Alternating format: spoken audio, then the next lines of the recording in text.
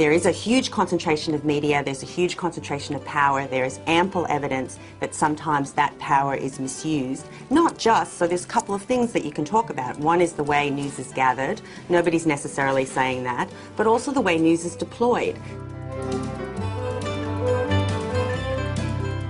I'm not saying that you should just let them roam free, okay? I'm not saying you shouldn't set up limits and expectations. What I'm saying is this particular proposal, which to be honest, I don't even think anyone's serious about, that you legally have some kind of a right, is just not the right way to go. Of course you want to develop a relationship with your children, you want them to trust you when they're younger.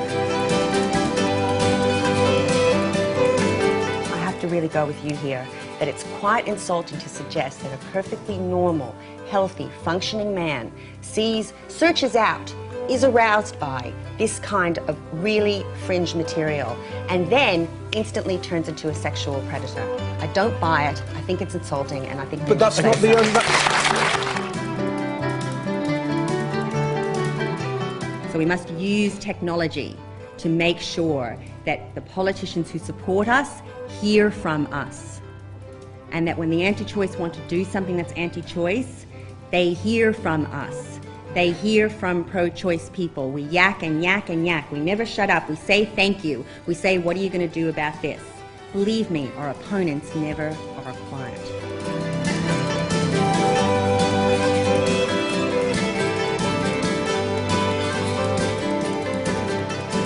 Welcome everybody to Porn Wars. And the question, is there ever a case for pornography, or should it be off limits in an ethical society?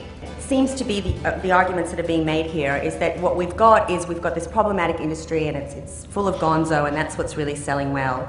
And because this kind of garbage is going in, what's coming out, and this is really what the problem is, what's coming out is a really damaged male sexuality. Is it really that simple? Is it garbage in, garbage out?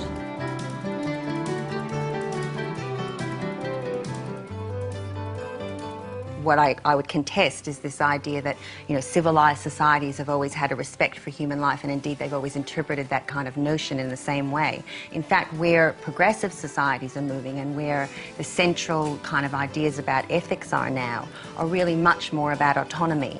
They're much more about recognizing that we live in a plural, diverse society. Your religious views are different to your views, which are different to your views, and that we all have a right to try to articulate for ourselves what we value, what our needs are, and when we face something as critical as a terminal illness, what we choose to do about it.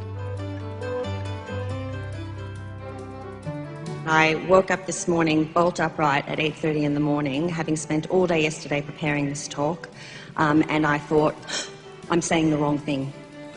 I've got the wrong topic. I'm coming here to speak about something that in fact these people do not want to hear, and it's not going to be very interesting to them. So instead I've decided to say something completely different, which in the trade is known as flying by the seat of one's pants.